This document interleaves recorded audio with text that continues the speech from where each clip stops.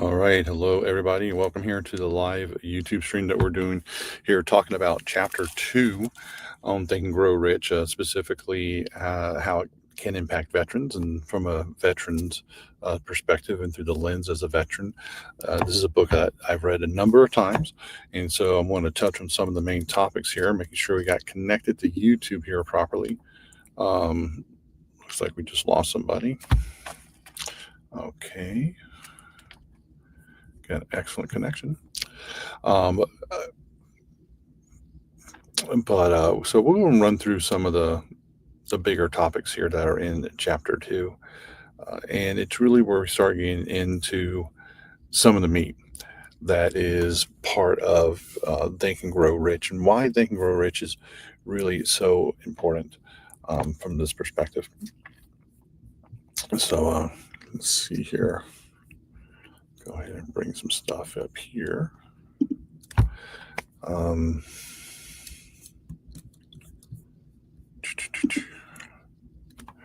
So Think and Grow Rich is one of these books that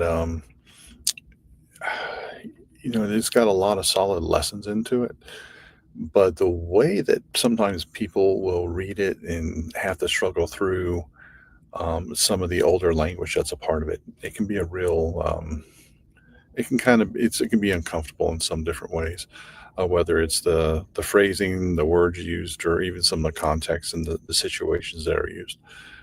But the important thing is to be able to pull out the gems, out of this, to pull out those important pieces that we can use, that we can apply. So as I go through some of these things here, if you've got any specific questions, go ahead and drop them in here as well. Just want to pull up some notes here that I put together.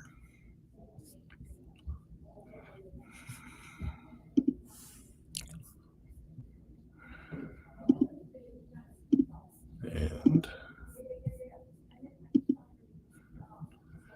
so in chapter two, it's where we really get into the, applying some of the tools. And the theme of this chapter here is desire. It's really, what's the big picture stuff of what it is that you want to do, big picture, life changing type of things. And the big takeaway from this chapter is that you're going to have something written down. Now, they call it the author calls it a purpose statement. I like to refer to this as a desired outcome statement. And I do a little bit different for what I do when I work with clients on it. So I'll be sharing that as well as part of this video here. But it's really what serves as kind of the resource for everything else that we're going to be doing.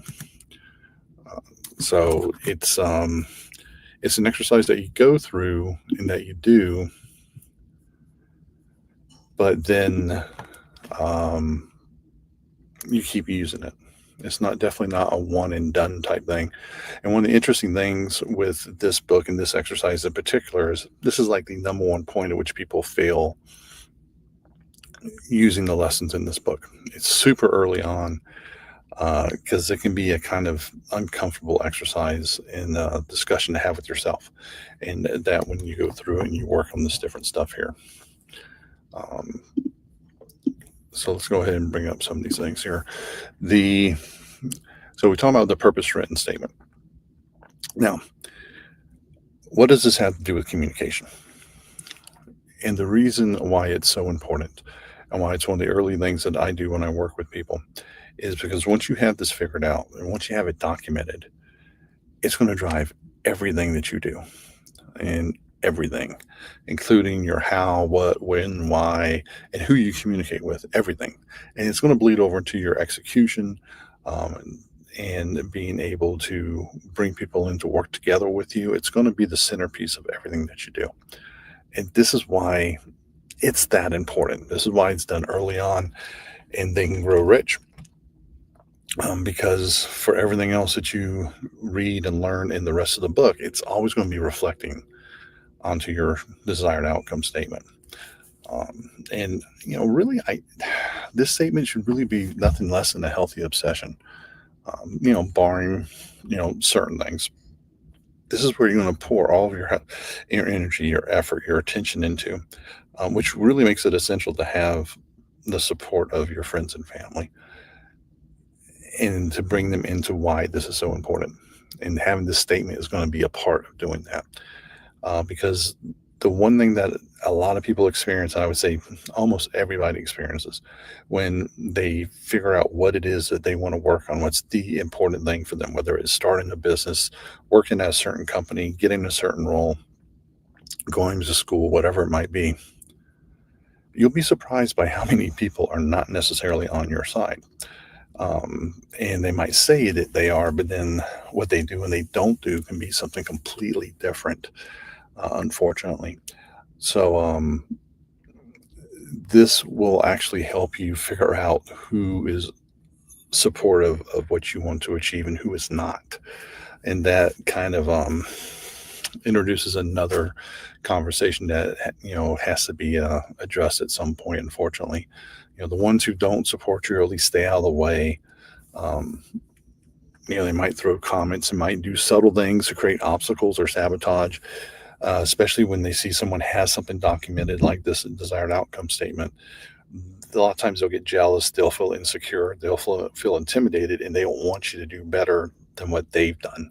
And so they'll start trying to sabotage you. And that's where you need to have like really, tough decisions and tougher conversations with people that you want to have in your life, because you need to be able to share this. And that's why writing it down is important. And for those that don't, um, that aren't being supportive, or at least staying out of the way, what are they to you? And they can bring some clarity to that, part of what you're trying to achieve in your life as well, which a lot of people don't expect when they're doing this. And there's actually nothing about this mentioned in the book about there potentially being some different types of conflict with this. And so that brings in a whole different level of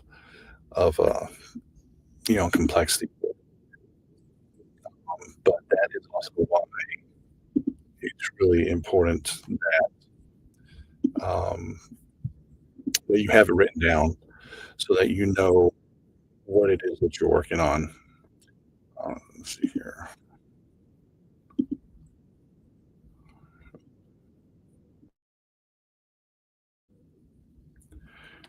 But yeah, a little feedback there.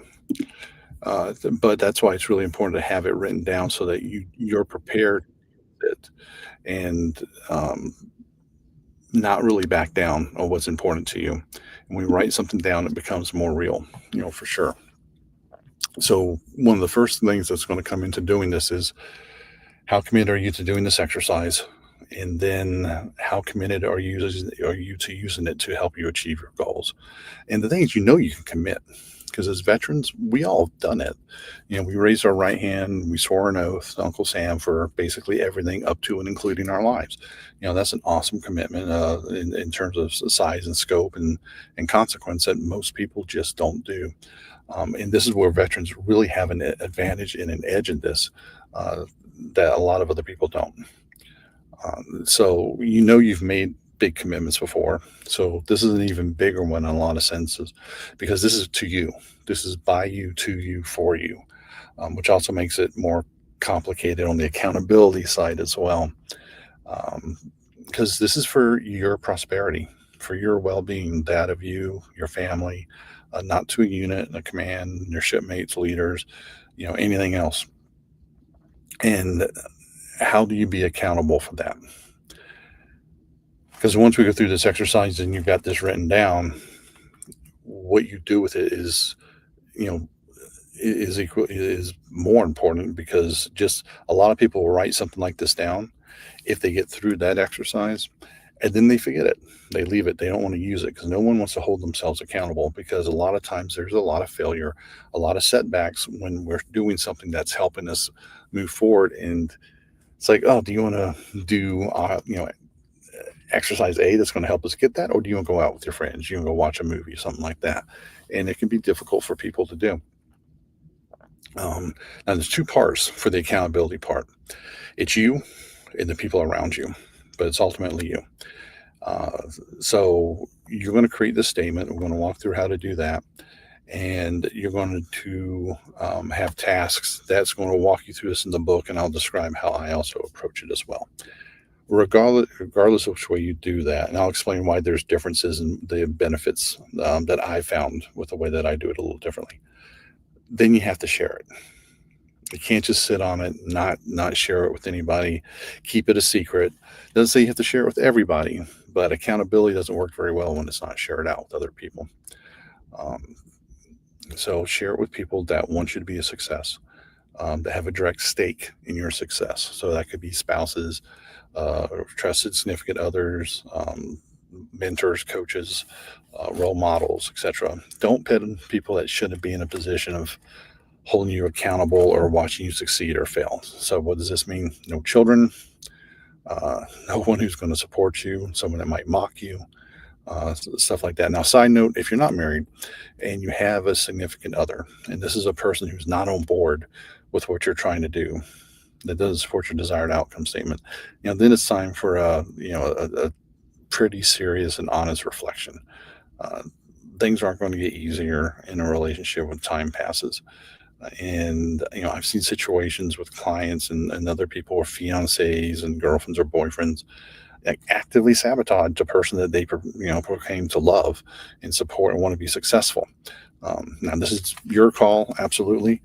But here there's these things called ejection seats, and not for you, but for the other person. Strap them in there and pull that handle and launch that person figuratively. Of course, don't literally go strap them in a ejection seat. But are they going to make things better or worse for you? Is sometimes can be a difficult decision to make. Now, when you have your desired outcome statement written down, you're going to use this to make all of your decisions. Um, and also what you do. Whenever you get bogged down, maybe you get a little depressed or blue, something's not going right, there's a setback. This is something to go back, okay, this is what I'm doing. I know this is still what I'm doing, and I need to get back to working to achieve this outcome.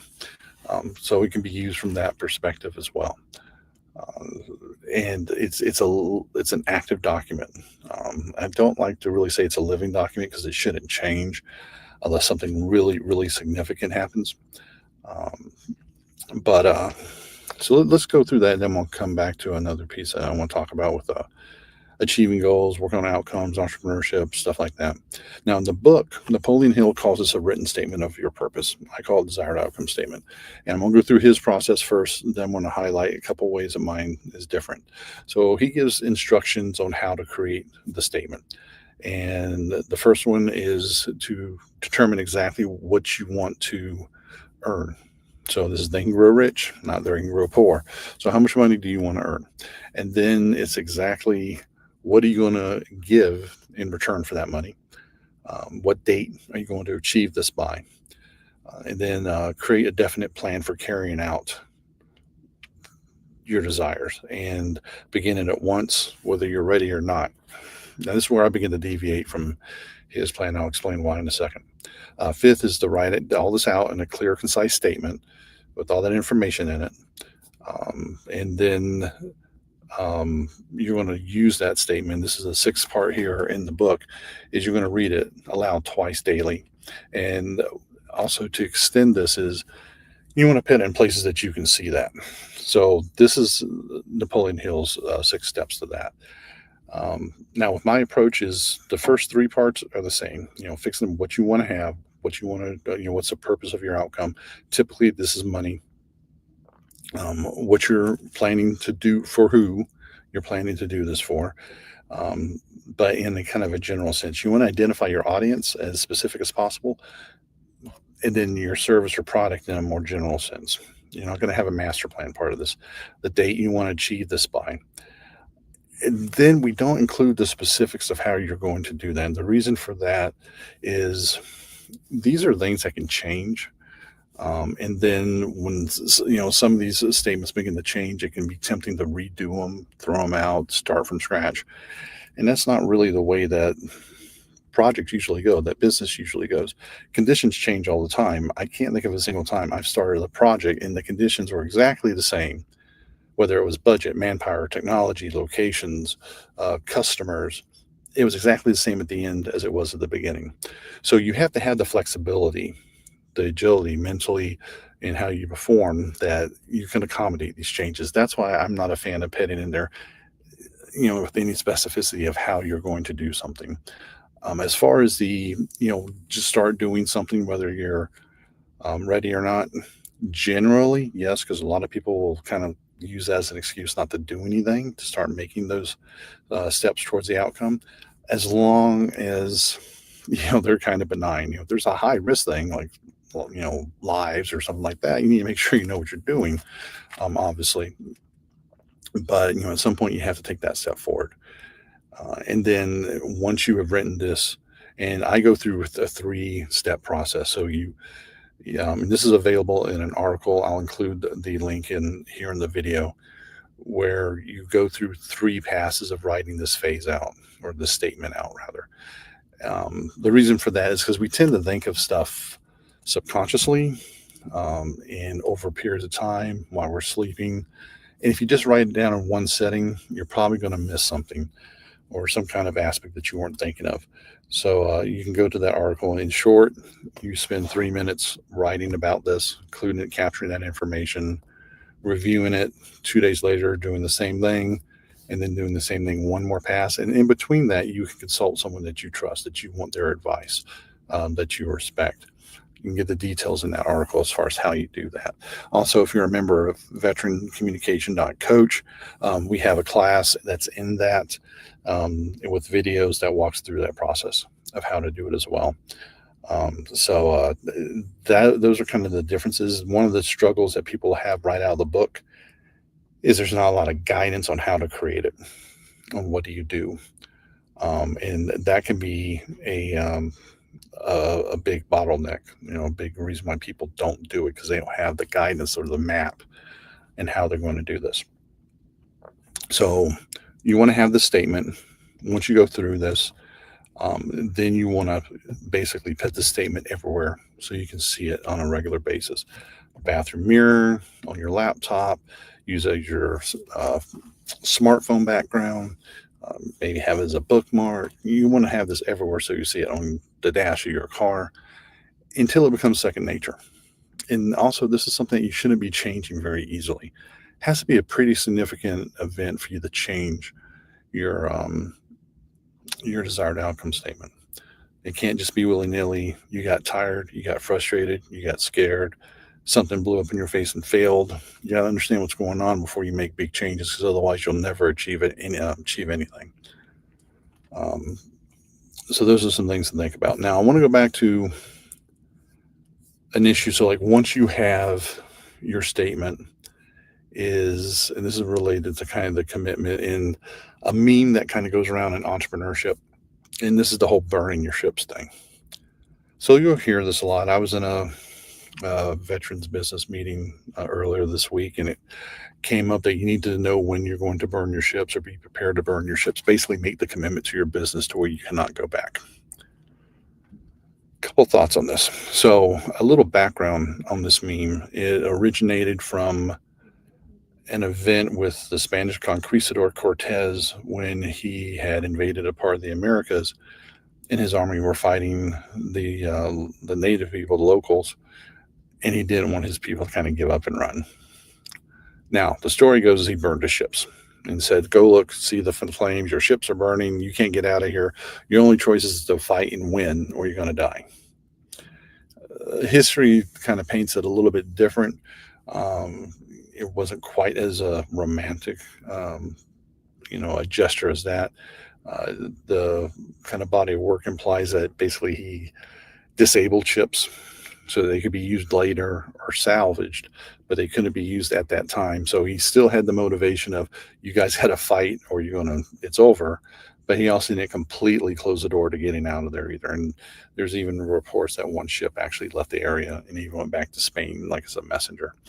So, but it's a good lesson. Once you kind of peel back all the storytelling. Now, as veterans, an awful lot of us has faced very serious situations to where sometimes you're in that kind of a predicament. And when we talk about this in the context of business, for people that have had to deal with serious situations, whether it is something like a combat situation or losing loved ones, family members, immediate family members. This analogy can seem trite, inappropriate, and belittling, and it is. It can still be a useful analogy, but it's keeping this in context. While the consequences are very different, but they can be severe in context. When we're working in a business, because you're providing for yourself and anyone else who's dependent on you. So even that, even though there may not be people shooting at each other, um, the consequences can have life-altering impacts when a business fails or someone loses a job and stuff like that. Um, and it's really important to keep everything in context as much as possible, especially for those who have been through, life-threatening situations. That this is serious, but we know people persevere through the other ones. Kind of keeping stuff in context. Now, if you are an entrepreneur, you are more likely to face this kind of situation than someone who's not an entrepreneur, because you typically have more skin in the game. You're taking more risks than an employee does. Typically, it works for a company or corporation. It's more likely that something could wipe you out from your business perspective, depending on what the risk is and stuff like that. That can also impact other things. And there can be real pain and real painful consequences. Financial strain and stresses can destroy, people's, families. They can destroy their confidence, and leading to really unfortunate decisions and permanent decisions that you never want to see someone make. So it is worth keeping that in the mind, that keep this in context is in almost every situation in business, you can hit the reset button. It can seem really bad. So if you find yourself in a situation where you're kind of making that gamble where like, if this doesn't work, we're screwed. Yeah, you're screwed in that context, but you can do something again in most situations. For those of you going the employee route, these outcomes can still happen.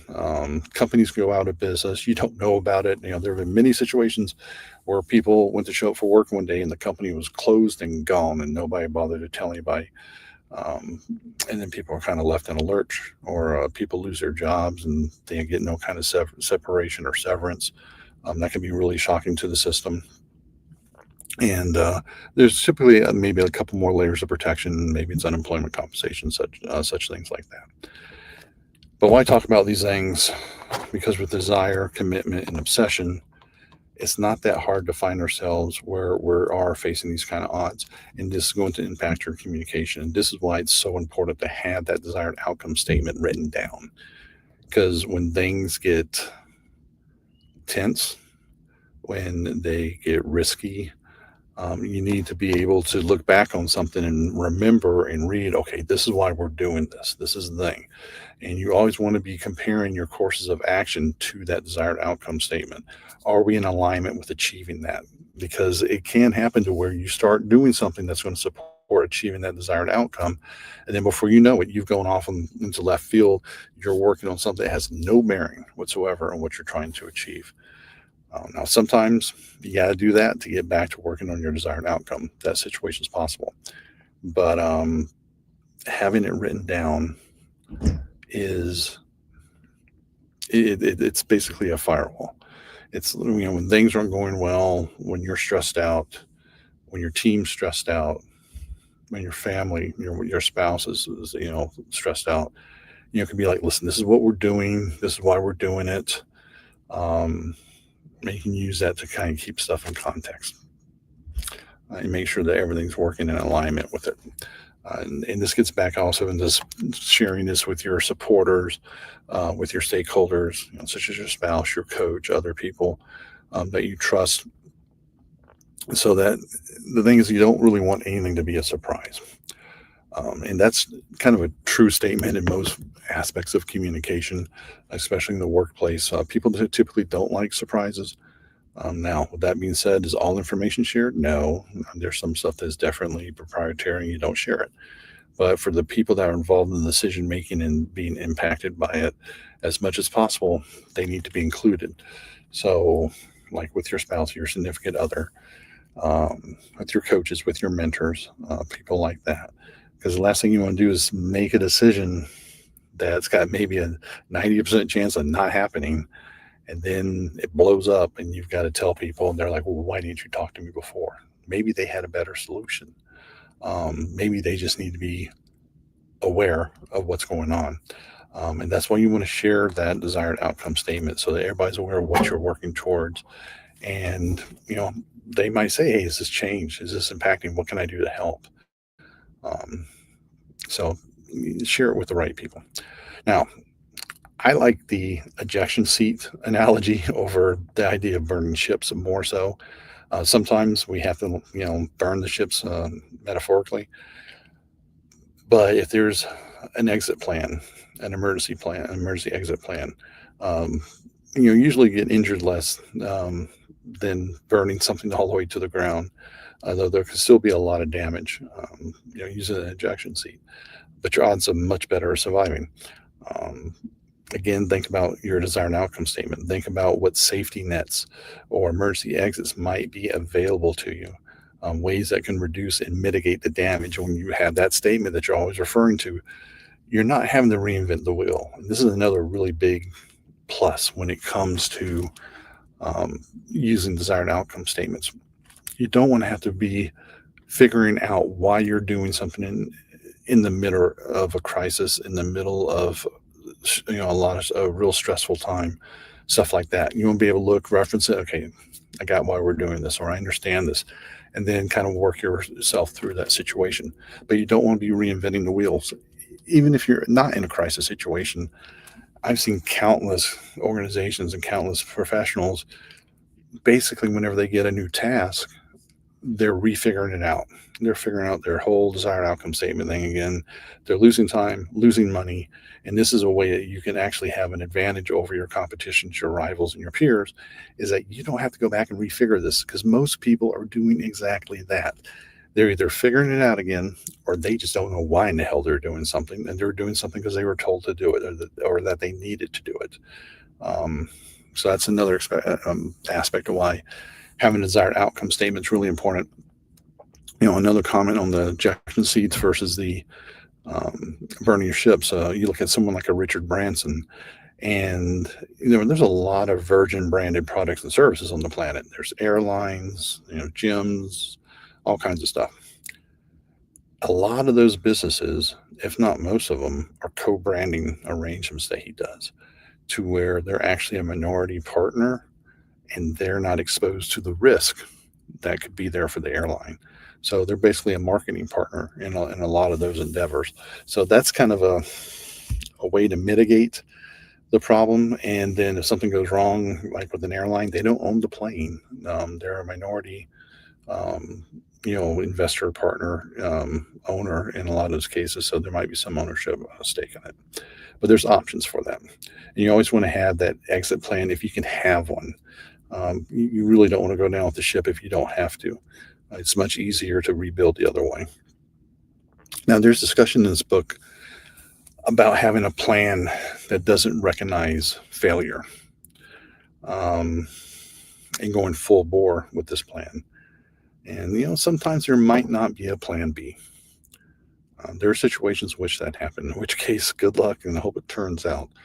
But that's not as often as what people might think it is. Some of the reasons for that is, planning for contingencies takes effort, takes energy, takes money, and people don't want to spend those things. A lot of people are lazy. It's like you live somewhere like Florida that has hurricanes all the time. People don't prepare for hurricanes, and they're like, "Oh, well, it's not going to happen to me," syndrome, or up here in the Chicago area, we know we're going to get snow most of the years, not always. But do you plan for getting snowed in? Yeah, it'll be okay. It's that it's not going to happen to me. It won't be that bad syndrome.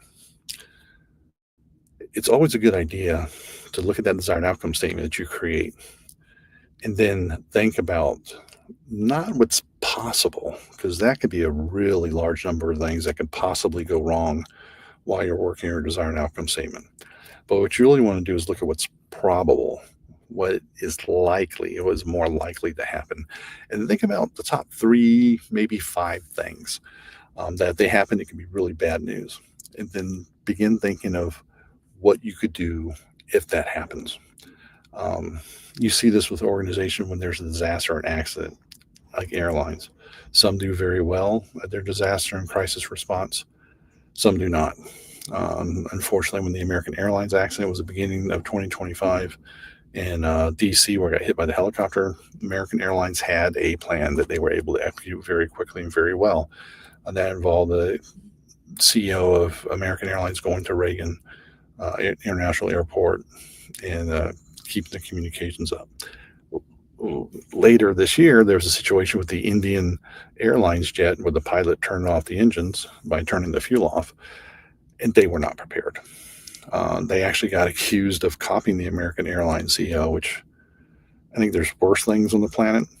But I think it really showed that they were not in that contingency mindset, that they did not have that planned out, which is interesting because they're actually owned, I think, by Singapore Airlines or someone else.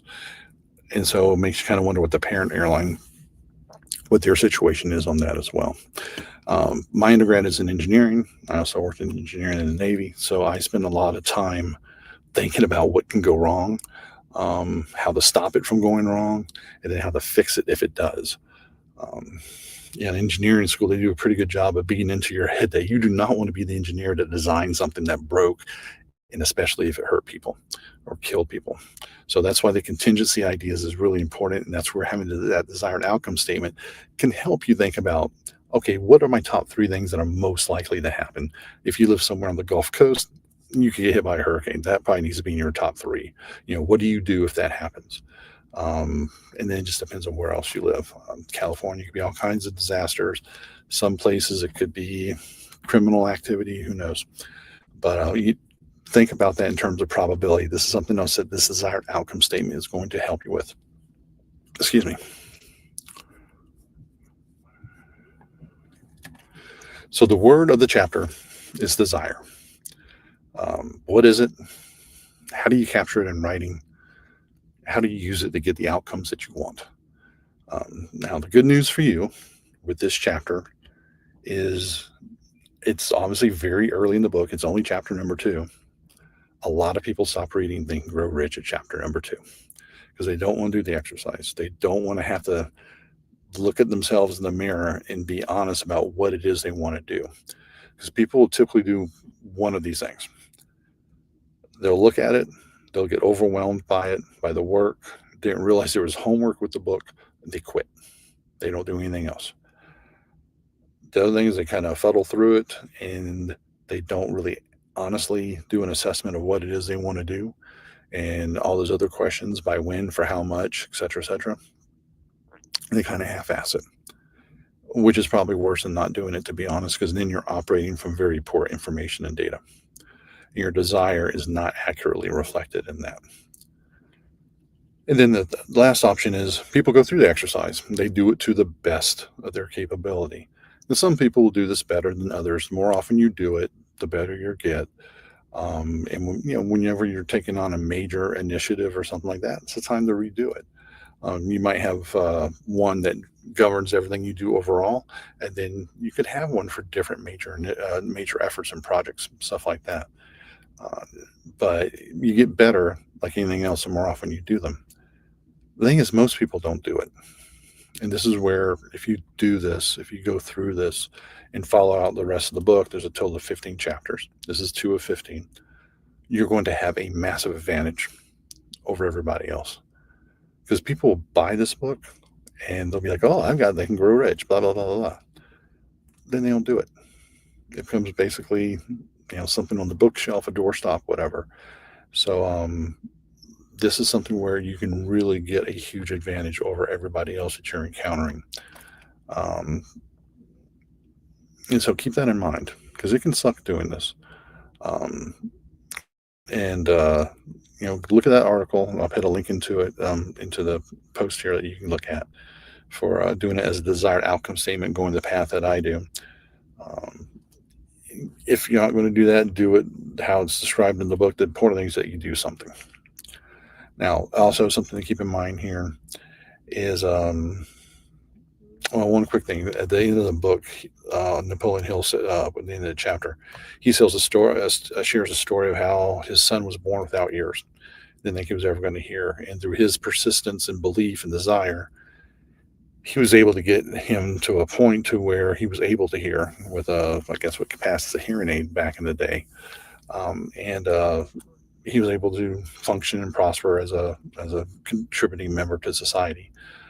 So that's an inspiring story. Drags a little bit, but it's really important.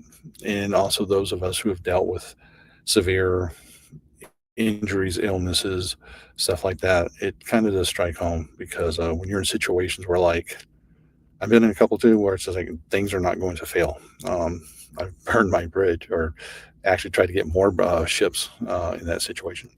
But it's an interesting story that he shares at the end. Now, in business and everything else in life, things are rarely smooth. They're rarely consistent. They're rarely easy. It's like what I talked about at the beginning of this. Rarely does a project or initiative end exactly the way that you planned it at the beginning. But also, this is another place where us as veterans, we have an advantage. We're used to stuff going wrong a lot, and sometimes some pretty significant things that aren't supposed to break or go wrong. And we're used to doing hard things. We're used to fighting through situations, literally and figuratively. We're used to dealing with pain, mentally and physically. We're used to struggle.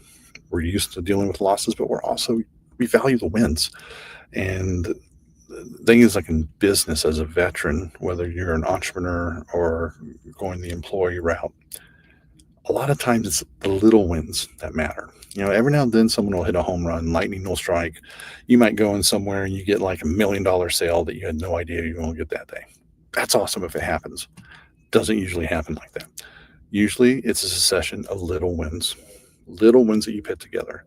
And that takes time. That gets frustrating. That gets stressful. And again, is another instance of why writing down your desired outcome statement is so powerful, because you can look at that and get the inspiration of why you're doing this, why you're sticking with it.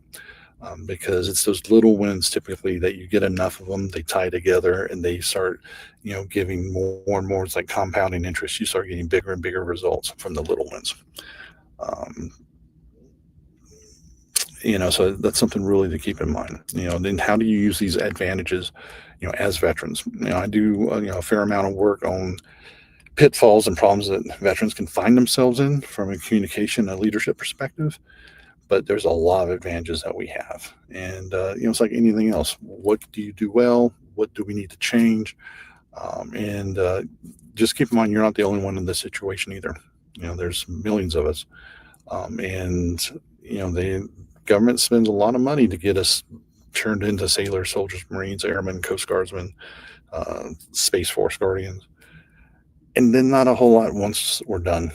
And this is really the motivating effort behind this here, is to provide a roadmap for you to follow to figure out what it is you want to get perspectives on it. Now, for a lot of it, some of the wording in here is a little loosey-goosey, kind of sounds a little fantastical. Part of this is just the understanding of science at the time. The 1920s, 30s, things were not like they were today. So you got to keep that in context. Some of the social situations that are described in this book are dated, but you have to look for the gems between there and powering through it and play to your advantages. And having the written desired outcome statement, which is something that really, to be honest, when we were in the military, people gave it to us. They were called orders. Think of this as your own set of orders that you've created, and it's going to inspire you to go through and get done what you're going to get done. And keeping true to that desired outcome statement. So that's why it's worth doing this. So if you haven't done this yet, do it this week before we move on to chapter 3 next week. You can do it as the desired outcome statement process. I'll drop the link to the article that describes that. If you're a member of veterancommunication.coach, that is also covered in the classroom. There's a set of videos that covers this there. So you can get it a couple different ways. I'm going to include the link to Veteran Communication Coach, to the article download, and also I'm going to include a copy and paste of lyrics to one of my favorite songs from the 90s. It was kind of obscure. I'm sure it was a hit, to be quite honest, but it's basically about falling down and getting back up. And I can tell probably a lot of you are thinking, "Oh, well, which song is it?" It's if you get this song, I will be stunned, to be quite honest. So put it in the comments here on YouTube or anywhere else if you knew what the song was before you saw it. But we'll go ahead and wrap it up here. Next week we'll do the same thing for chapter 3. Do this statement. This is kind of the make or break it with Think and Grow Rich. And to be completely honest, this is a huge factor in achieving the goals that you want to achieve as a veteran business professional, whether or not you're an entrepreneur or you're working for somebody else. Either one is perfectly appropriate. There is no right or wrong answer to this. I know a lot of times entrepreneurs get a lot of attention. It's sexier, what can you say? But it's not for everybody, and there's pros and cons to it. So regardless of which path you find yourself going down, do this for yourself. You are your ultimate business that you are managing, that you are leading. Think of this as your mini micro business plan for you, so that you know where you're going. When you have questions, you know what to reflect back on, to just get that snapshot of what you're working towards, what's your goals, and why you need to keep doing what you're doing. So we'll go ahead and wrap this up here. If you got any questions, go to any of the social media platforms, put in questions or comments, and be back next week with chapter 3. And we'll have some little things up during the week as well. If you haven't joined Veteran Communication Coach, .coach, consider it. We do fresh stuff every week in addition to this. Everybody take care.